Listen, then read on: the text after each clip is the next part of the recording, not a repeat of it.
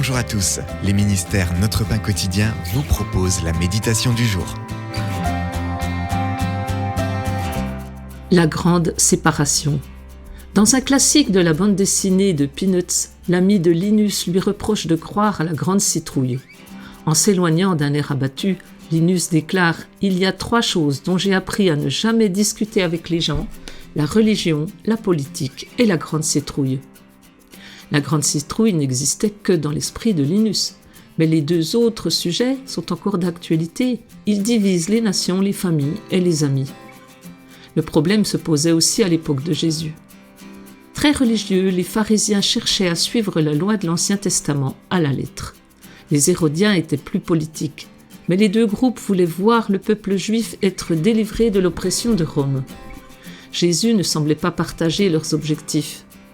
Alors, ils lui ont posé une question chargée de sens politique.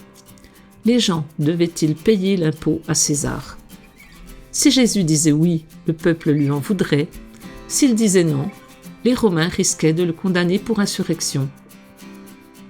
Jésus leur a demandé une pièce de monnaie, puis leur a dit « De qui porte-t-elle l'effigie et l'inscription ?» Tous savaient qu'il s'agissait de César. La réponse de Jésus résonne encore aujourd'hui « Rendez à l'empereur ce qui est à l'empereur, et à Dieu ce qui est à Dieu. » Ayant les bonnes priorités, Jésus a évité de tomber dans le piège. Le Fils est venu faire la volonté de son Père.